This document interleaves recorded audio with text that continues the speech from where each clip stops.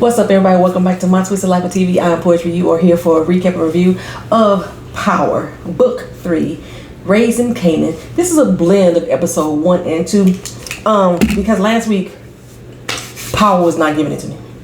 I thought the very first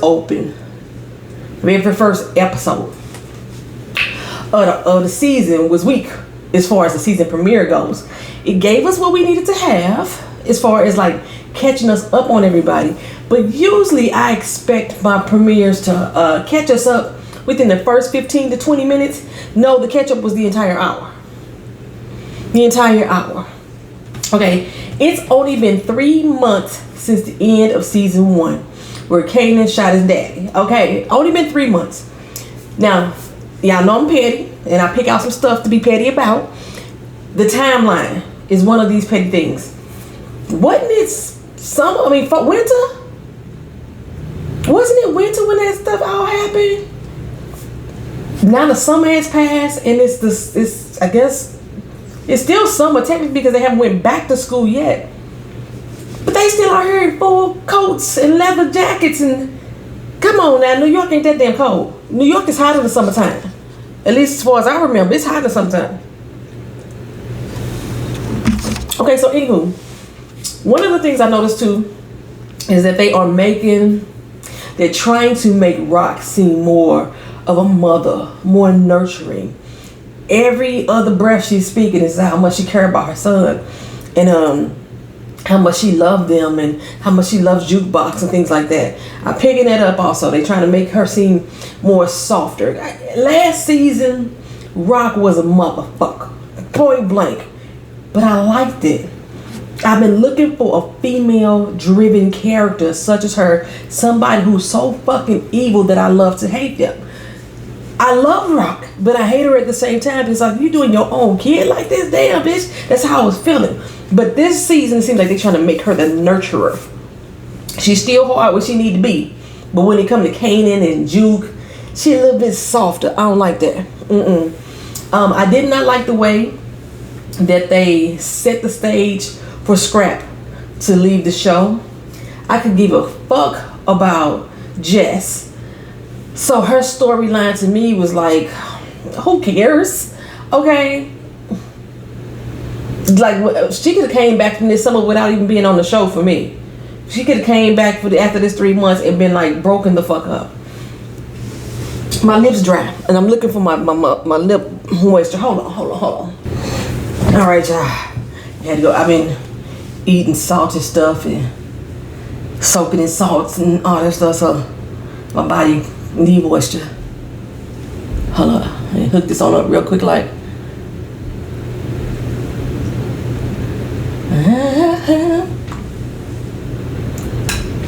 All right. Another thing I did not like, or that didn't make sense to me, Unique's downfall. Unique has only been in jail 3 months, y'all. It's only been 3 months. And Unique has completely fell apart. His whole crew. The one thing that I had said in season 1 was that Unique had an actual organization, an organized crew. And all of season 1, we kept saying, who the hell is Rock's people? Who was her crew? She ain't got, it's her brother and Kanan? Where is her fucking crew other than Scrap? Unique is the one who had the organization. Unique is the one who had the grit, okay? Unique killed the man he called his brother. That's how gutter he was. He been in jail for 3 months and nobody held his camp down. Nobody in the team. Even in the original Power, Kanan ass went to jail for 10 motherfucking years. They kept him afloat. They kept his money. You know what I'm saying? They kept things set up for him so when he got out, he was straight. 10 years, 3 months. Make it make sense.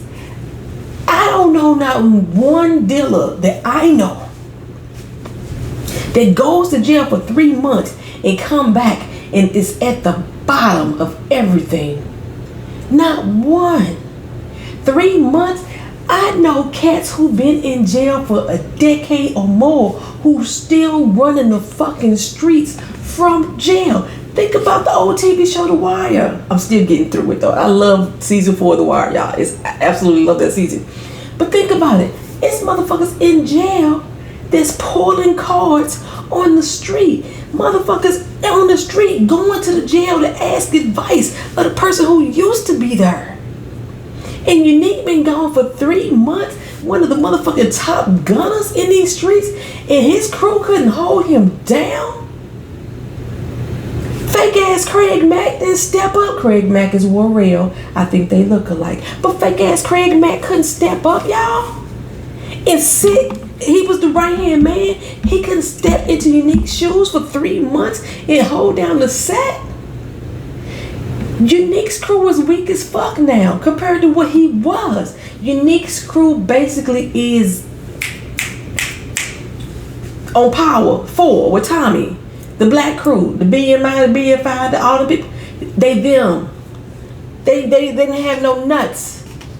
What the fuck y'all been grabbing all this time? And somehow, miraculously, fucking Rock, who been slanging out her dope ganging since DEFCON been in jail, okay, and all of a sudden in 3 months she's at the fucking top, she's on the Empire State Building, bitch, come on. And ain't nobody touching her. Y'all got one motherfucking connect in the whole town of Queens. Ding. That's right, Rock got Colombian connects now. But Royale crew couldn't go around Dean and get his own connect. Make it make sense. It don't. It don't. And at this point, I thought it was going to be a time jump.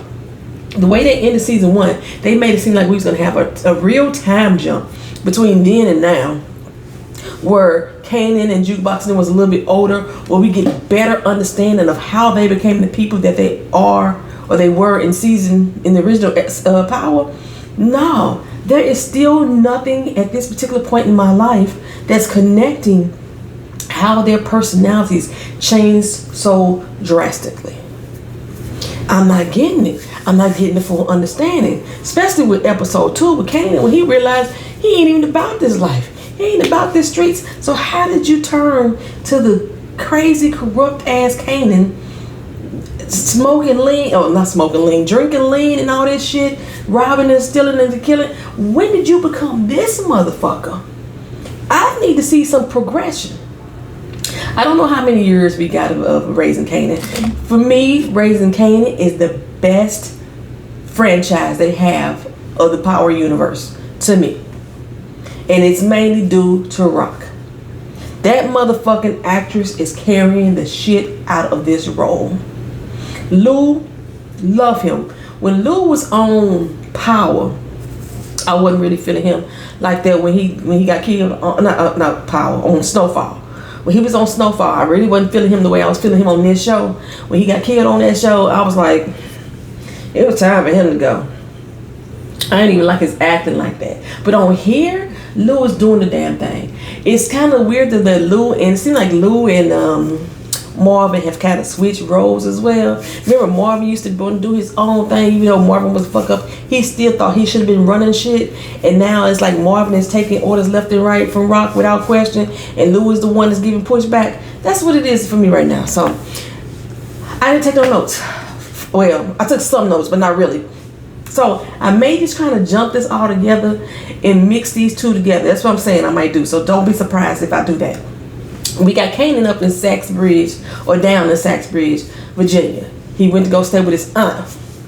Kanan was supposed to be going with his grandmother. His grandmother lived in New York.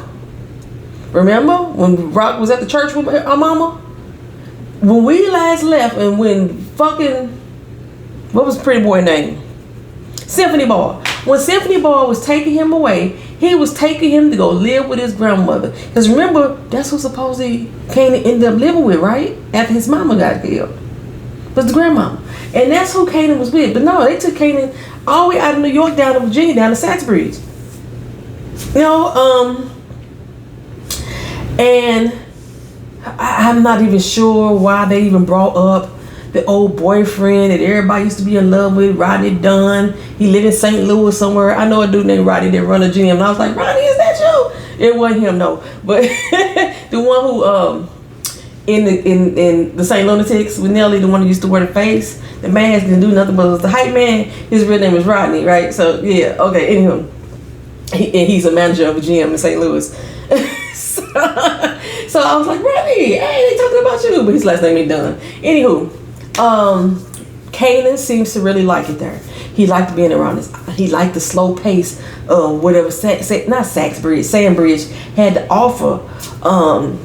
And during this time, it made him reevaluate what the fuck he doing with his life. He's scary. You know what I'm saying? This ain't the life he want to live. He ain't never want to shoot nobody and kill nobody, nothing like that, right? He won't do nothing like that. Well, he didn't kill nobody, first of all, because Detective Epps, we know it's Howard. I still call him by his Omar Epps last name, Detective Epps. He back up on his feet. He been in the hospital 3 months. Everybody that has went through something on this show all did it within 3 months. He back up on his feet after being shot. He got shot in the lungs. He free of cancer now, y'all. Free of cancer. How they killed that storyline, stupid for me. You know, he needed Kanan's bone marrow to live. He didn't have no donor match. And somehow, miraculously, they got a fucking donor when he got shot. So now he walking out this hospital, lungs still intact and free of cancer or in remission. He was on his deathbed last time we checked. I do not like how they transition that story. He looking for this special ring. Okay? The only reason why they brought up the ring is to let us as the viewers know this motherfucker remember. Okay? Because they trying to set the stage that he don't have his memory. He telling his partner Burke, he ain't white girl. He telling her he ain't got no memory. He telling anybody to ask, I don't know who shot me. I ain't seen it. I ain't did it. And what for? I don't know. I don't know none of these things, right? But the fact that he is going around this hospital asking this nurse for my fucking ring that I know I had on my finger when I came in here, when I was gunned down in the middle of the damn night. I thought I was dying, taking my last breath. My life flashed before my eyes. I remember this little motherfucking ring that I got out the goddamn Cracker Jack box. And I know I need it before I leave this hospital. What significance was the ring other than to let us know this motherfucker remember? That's all that was, right? I don't know if he trying to pay her back and he just want to keep hush hush, get some street justice out here, right? But Burke, his nosy partner, she gonna find out some shit, trust me, because she too fucking nosy. But yeah, so the storyline as far as him needing to see Kanan just so he can live, that storyline is dead. They did it that with this particular episode. Rock is telling Kanan, he ain't got nothing to worry about. That man don't remember you. I got like people watching the hospital, let me know. He can barely remember who he is half the time. So you good, you chill. Kanan is like, Mom, what? I thought you said that he wasn't gonna remember. What if he happened to see me and it triggers his memory? That shit could happen. You know what I'm saying? Something significant could trigger him and say, oh shit, now remember, if he was really losing his fucking memory. But that man ain't losing his god doggone memory, okay? And she like, well, it ain't gonna matter anyway. It's been too doggone long. Ain't nobody gonna believe what he say. Bullshit. If this man has been faking amnesia all this time and all of a sudden stuff start coming back, trust me, they gonna believe him. First of all, he a police officer, so they gonna believe him over Kanan, okay? If he was gonna tell, but he not gonna tell. So it's time for Kanan to head back to New York. So reluctantly, he says he was enjoying the slowness of that life and everything.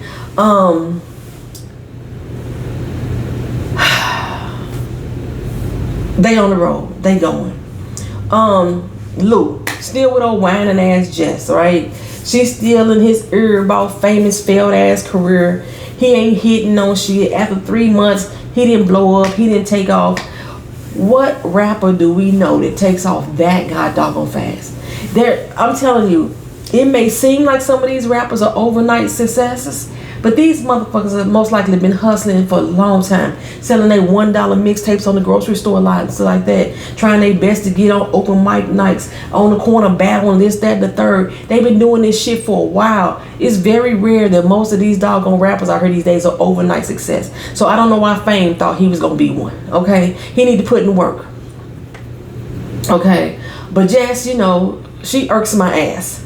wholeheartedly irks my ass. They got into a little argument over fame, career, he did that and other. She's supposed to be his manager. We got his little mixtape out, this, that, and the third. I always thought mixtapes came out without a label, but I guess since he got a label, Bulletproof, they put out his mixtape.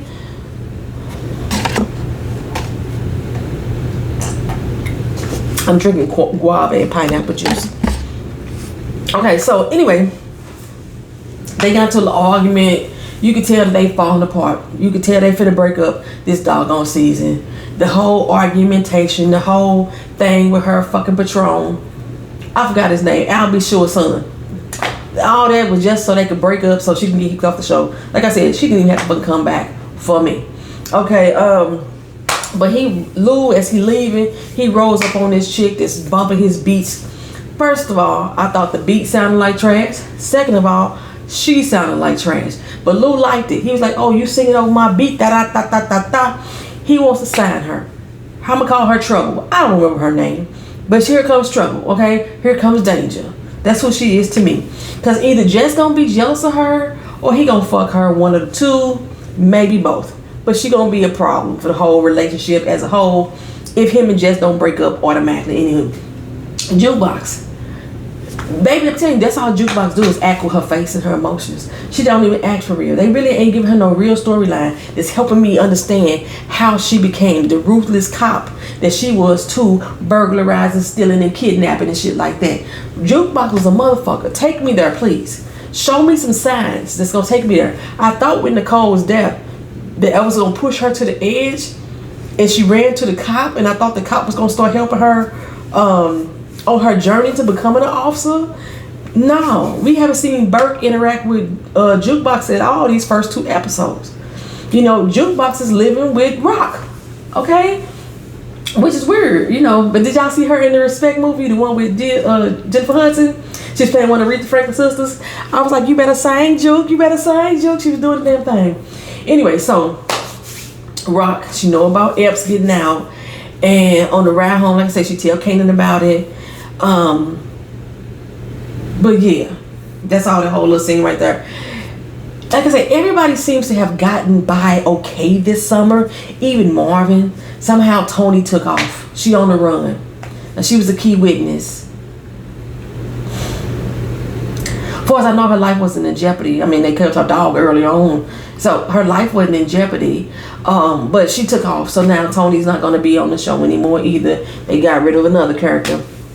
So he beat his case, you know, now since she gone. They ain't got no witness to uphold whatever charge they was gonna have on him. Well, he still had some little minor reefer charges. I like we say reefer. That's some old school shit right there. It's some old little marijuana charges they still want to hold him to. So now he got to do community service, right? So they gonna put him in anger management class. I remember my anger management class. Me and my brother, we both got kicked out. My therapist or my counselor, whatever the fuck she was, said that she was intimidated by me, that she felt threatened by me. She felt, you know, and my brother as well. So yeah, we couldn't be in her class no more. We got kicked out. I got kicked out of a lot of stuff. I told you I got kicked out of my first therapy sessions. My group therapy, I got kicked out of that. I got kicked out of anger management. I got kicked out of stress management. That's why I can't manage shit, right? So, but that's what Marvin chose. He's like, fuck that. Go on, let them see this angry black man. Let's get it. Okay. Epps at home. Burke bring him home. Now, Burke been gone for 3 months. Jukebox been living over at Rock House for 3 months. Who else? Somebody else was gone for 3 months. We gonna talk about Unique.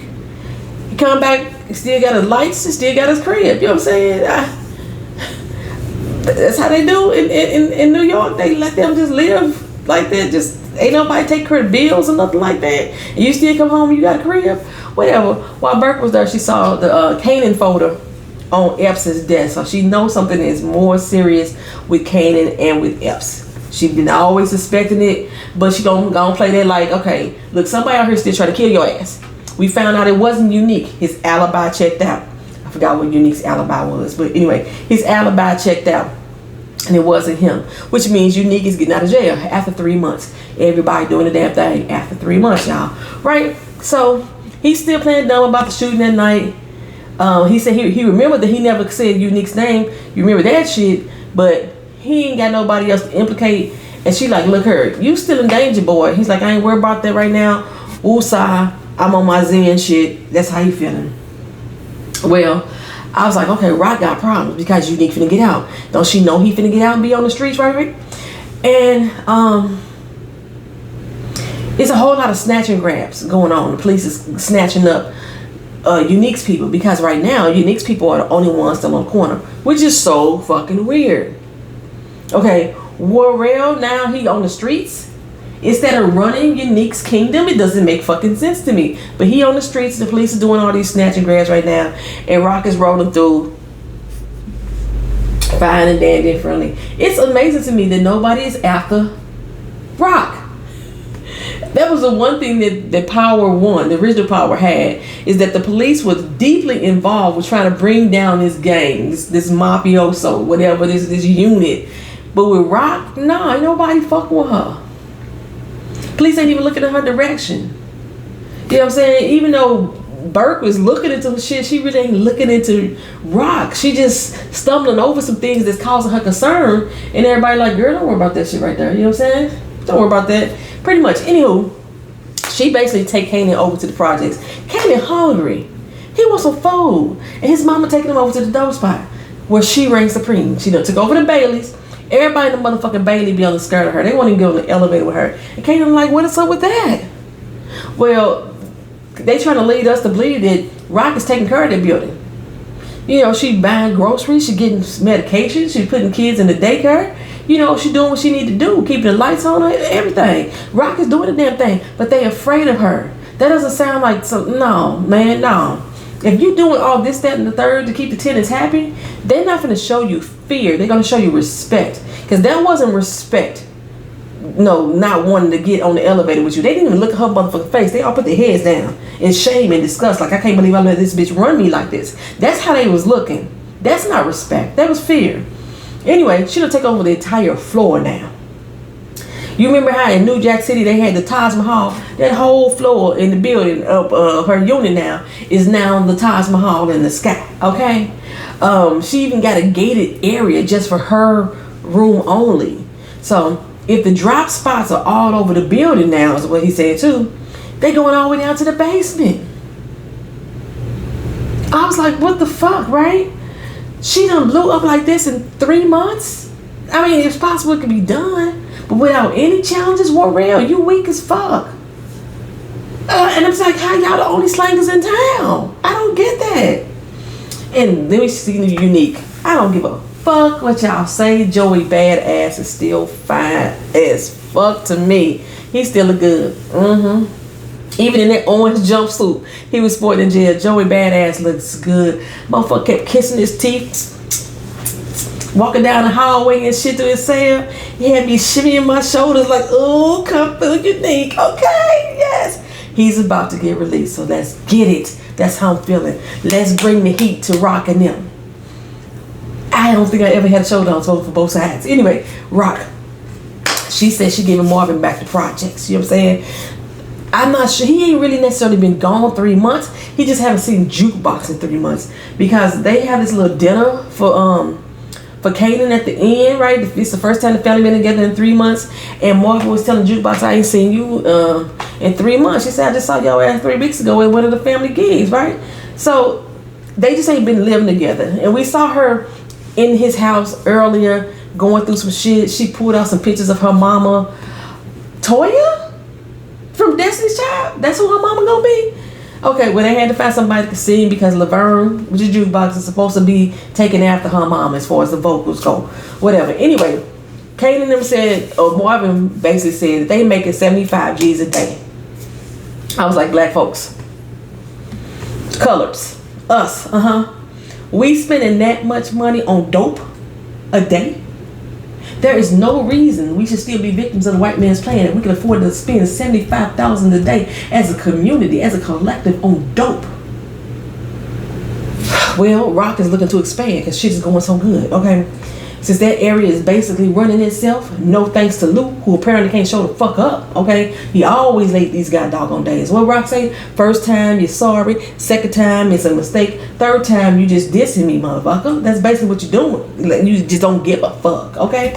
Him and Rock still beefing about his loyalty, too, because he's still more dedicated to the doggone record label than anything else. Well, like I said, Juke and Daddy ain't talking. Yeah, she said she basically ain't got shit to say to him, okay? Like I said, Luke and Brock, they still got their little beef. She's still mad at him taking over the label. But she should be worried about Kanan, because Kanan is not built for these streets, right? And he's expressing that concern to Juke, and Juke like, yeah, you need to talk to your mama about that. The problem is he asked for this position. He asked for this life. And what they say about being careful what you get, because you just might get it. Yeah, that's where he at right now. He's very, and he should be, because his daddy is creeping around. Officer Epps, y'all know Officer Epps' is daddy, right? He creeping around, going through the neighborhood, and Kanan like, this motherfucker, I thought my mama said I had nothing to be worried about. But this motherfucker right here, he's sliding past the house all slope. Yeah, I told y'all, that motherfucker know what's going on. He knew what happened. Well, inside, Rock just shocked the hell out of me and the, like I said, she want to expand, but she want to expand giving her new projects, which is the 40s, to Warrell, Unique's dude. What the fuck? Lou like, what the hell? Shit, Scrap like, what the hell? I've been rocking for your motherfucking ass since I was 14 years old, okay? He done lost a motherfucking eye. They keep forgetting he done lost a goddamn kidney too. He had lost a kidney and an eye, okay? The Noah's lost his motherfucking life. And you gonna give my motherfucking enemy, somebody who done try to kill your whole goddamn whole family, a piece of the pie like that? Just to keep the police down. Take Warrell out. Like Marvin said, I owe this motherfucker. Or Lou said it. One of them two said it. Take his ass out. You finna let Craig Mack run it? His whole crew will come to you any damn way because they ain't got no fucking loyalty to Unique. We see this. Like what? Okay, anywho. Like I said, I understand she want to turn down the heat, but you don't give your enemy the keys to the city, girl. No, child. But she want Unique to come home to nothing, which I do not understand. When we see that it happened in episode 2, I do not understand how Unique came home to nothing. He already had to give up his apartment in the sky, right? I don't know why the girlfriend couldn't stay there. The baby mama, why she couldn't stay there. She ended up going back to her mama's house. I knew she went back to her mama's house for safety, but once he was locked up, why she couldn't keep her shit? I didn't understand it. Unique didn't seem like the type of motherfucker that didn't keep money around. He didn't seem like that motherfucker. He's paying there all kind of bills elsewhere, and now he just broke. It was like they did an IRS raid on his ass instead of picking him up for killing the cop or shooting the cop who didn't die, who they found out wasn't, they tore up his doggone tailor shop. That didn't make sense to me either. What the fuck was Warrell doing? Why wouldn't you hold it down? You supposed to have been number one once your number one went to fucking jail. I ain't in the streets like that no more, but damn it, I know that shit. I wish I would be the king of the Lou, and then I go to jail for 3 months and motherfuckers come back and don't know me and shitting on my goddamn name. And giving a fuck that I shot a cop even if I didn't do it. That's like a badge of fucking honor. For real, you know what I'm saying? Anyway, she want Lou to run a new spot, and she want Warrell to run it under Lou. He don't want that shit. He like, give it to Marvin. Then Marvin had both of them. He doing so good with the Baileys anyway. And I'm like, why you gotta make her angry, Lou? Because she like, okay, motherfucker, I'm giving you a piece of the pie. I'm putting money in your pocket, and now you want to bitch about it? You know what I'm saying? And he like, look her. He already running to let him do the damn thing. You know what I'm saying? Lou used to be so hard, right? But now, the way that they got this going, Rock making him look like a little bitch. Because he backing down to her all the time. All the time, right? Well, Scrap. They set this little scene where Rock tells Scrap, don't be hanging around your mama card game and don't be shooting no dice. Apparently, Scrap was this big gambler. But apparently, the way that Kanan was telling the story, Scrap won all the fucking time. So why is him being around dice and being around card games gonna be a problem since he fucking win all the goddamn time? She's like, I just don't want that to bring drama to us and bring the police to us because we gotta keep low profiles and what have you. Okay, I knew once they said that was a setup for Scrap to get gone. I just think they was gonna kill him. They killed him in the second episode. Okay, you know what I'm saying? Mama house got raided. They down in the motherfucking basement. Who the hell raided this house card party? How many black people we know sit there playing cards, playing spades, playing tunk, playing poker, whatever? They didn't break into the house because there was no drugs. They broke to the house because of the fucking card game, an underground card game, a card game that can say this is just my family over here. You know what I'm saying? Uno out there on that bitch for real. And then his mama walking around all sassafras dance and stuff, and she's screaming, "Where's Officer Payne? Where's Officer Payne?" When she started screaming for Officer Payne, you knew she had somebody on the payroll. Either that or she was an informant. Well, there were no chips on the table, no cash being exchanged. They didn't find no drugs, no guns, you know what I'm saying? Just come on, son. It didn't make sense to me. Well, anyway, I think Scrap's mama is the CI. She's the one that called for Officer Payne. How many times does a CI have their family members knowing who the fuck they gotta run to? Who sneaks attention? I don't know. It looks bad for Scrap either way it goes though, right? Now, Unique is walking through the hallways. Somebody tried to jump him or some shit like that, you know. It didn't make sense to me or whatever. Unique whooped this dude ass. Okay, then some dudes in there beating up another little Mexican dude in there. And Unique and that dude getting to it or something like that. I don't remember exactly. But Unique whooped this dude ass. Okay, this was the Unique that I know. He guttural. He like, you know, he grimy and shit like that. He in there doing the damn thing. And I'm like, damn dog, you done fucked up your release. But the dude who was getting his ass whooped said, I seen it all. They messed with him. They jumped on him. They wouldn't have did that. Come on, no. You would not, if you ever been to jail, and you was getting your ass whooped like that, ain't no way in hell you finna stand there and switch on the perpetrators, snitch on the perpetrators, and they left you in that cell with them. They took Unique away. They didn't take the other two dudes away, the ones that was whooping his ass, because that motherfucker would have died. He would have died. Letting the CO know? What? Come on, man. Anyway, yeah, Unique didn't get in any trouble for that shit, right? Over at the studio, like I say, Jess still bitching and in walks trouble. They put her in the studio. I'm still like, nah, I don't like this motherfucker voice. You know, so this is at the point where Jess is realizing that, you know, Lou bringing in artists and shit like that. So he pretty much taking on the label. Her and Patron fucking, y'all, you know what I'm saying? And he tell her he got her a job in LA as a junior manager. Houseway. She can't even get the one motherfucker she was managing's career off the ground. She ain't negotiated and dealt with no other persons. And she gets a job as a manager for some junior artists out in LA. Come on, man. Bye. But speaking of bye, you need to go home. Back to the streets that he don't know at all. And, you know, Kanan said, you know what? He need to be tougher than before. He got to be tougher than leather. I'm saying.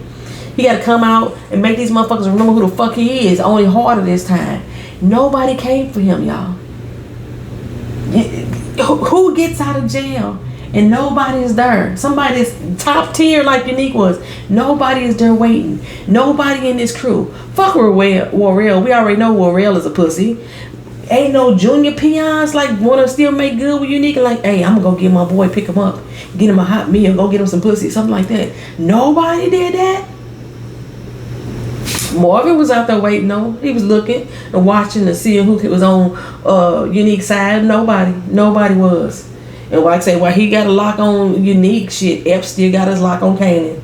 That's all that was really going on there. I thought I was gonna make this episode 1 and 2 together, but this shit is long. Okay, let me see. Episode 2.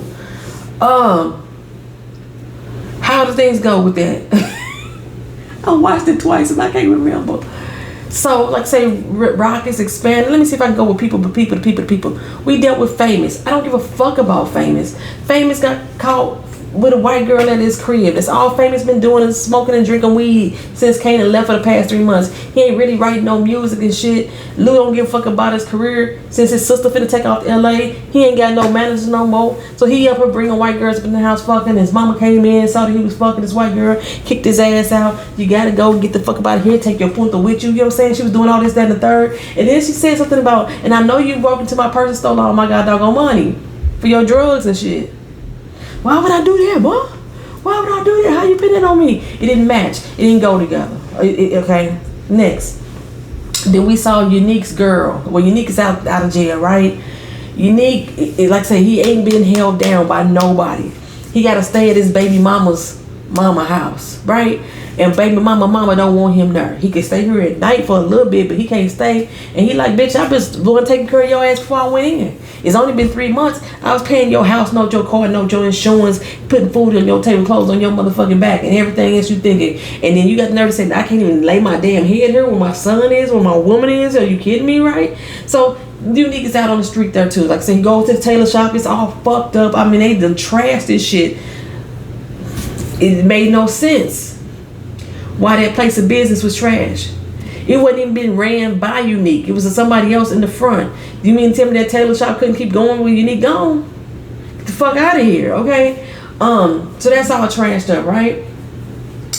He goes over to Dean. Dean's still at the bingo hall playing bingo. The dude at the door getting all tough, you know, trying to manhandle Unique. Now Unique just whooped some nigga ass in jail, like with his bare fistedness and stuff like that. And then he finna let this little short motherfucker Ephraim try to punk him, right? Dean like, I ain't finna sell to you. Like, Rock got her own Colombian supplier, and now like you ain't no good investment, this, that, and the third. You know, because Unique was like, when I get back on, I'll hit you back with a 30% premium. What businessman gonna turn that shit down? Because you got so much belief in Rock, you ain't even selling the Rock. She got her own connect. But I just want Unique to come back and bust them all in their ass. I told you I didn't like Dean from the beginning. Okay, I didn't like him from the beginning. He too motherfucking cocky for me. What other connects y'all got in this area? Dean was the only other motherfucking connect besides the fucking Colombians? Are you kidding me right now? He ain't got that. He called Rorel over. He like, you know, I was gonna come through when I first got out, but I wanted to make sure I had my T's crossed and my I's dotted. But no, Rorel should have been there for you when you fucking got out. He like, dog, I really need you on my team again so we can rebuild. And Rorel's like, I ain't fucking with you no more. You know what I'm saying? You gonna have to do this shit without me. I ain't down with you no more. I'm rocking with, what's that chick name? Rock.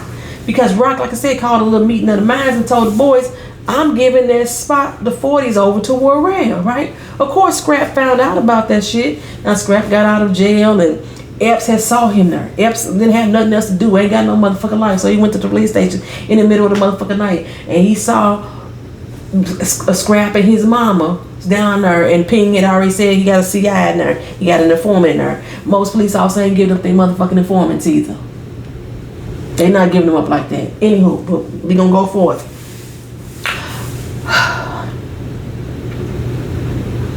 So Epps went back and told Rock that. He also told Rock, I remember that your fucking son shot me. He ain't about this life. He a bad fucking shooter. I ain't gonna arrest him though because I want a relationship with my son. I still want to talk to my son. And either you gonna tell that motherfucker or I am. Matter of fact, fuck it, Rock. I'ma tell him. That's what got you shot in the first time. Because you insisted that you was gonna be the one to tell Kanan that you was his goddamn daddy. That's what got you shot the first fucking time. Okay? It wasn't nothing about the drugs. It was about the fact that you was trying to lock Kanan up. It's about not the fact that you was trying to lock Kanan up. It's about the fact that you was trying to let Kanan know that you was his daddy. That's why your ass got shot the first fucking time. And now you insisted again. He gonna know, Rock. I'ma tell him, Rock. I'ma tell him, Rock. And Rock still dismissing you. It's like, look, I done fucked a bunch of people. I don't even know who his daddy is. He's like, well, I know. I got the DNA test done. And Rock like, whatever. You know what I'm saying? But now she paranoid. She paranoid as shit that he finna tell Kanan that he his daddy. Because though Kanan's, I always say, I'm DEFCON, son. I should have been this, that, and third. I should be more tougher. I should be more this. I should be more knowledgeable. I should be able to tech you. I'm DEFCON, son. You're not DEFCON, son, boy. You're Detective F, son. My plan is over here dying, y'all. Ugh. Anywho, so he tells Rock that Scrap was down there, the one-eyed bandit and shit like that. Didn't mention the fact his mama was there too. Ain't get no exact details. He just told her he worked with us because he saw him down there in the precinct. And now Rock like, oh, I can't trust this motherfucker. Now the way that they set this shit up, it made it seem like, right, he was up to some sneaky shit. But I think the reason why Scrap didn't let her know that he got locked up is because she had just told his motherfucking ass, stop fucking with your mama in them dice games and them card games, and then you get locked up at a goddamn dice game and card game. It wasn't that he was like, he was the CI. I think his mama was CI. That's why she was the one screaming out for fucking Detective Payne. That's who she was screaming out. Okay, anywho, so Rock put Marvin on him to go see whether or not he was really, what he was going to, he could find out, was he really the snitch or what have you. And he made up some story about going to hang some pictures up with his cousin in Corona. And, you know, he got the one fucked up eye and shit like that. And like Marvin, like, your pictures don't be hanging crooked. Somehow Marvin found the cousin Ebony up in Corona. And Corona, basically, she let him know, this motherfucker ain't been here. I ain't seen his ass. I don't talk to him. I don't talk to my neighbors. I ain't hung no pictures up since Thriller. Okay? You know, so now Marvin still ain't sure though. He like,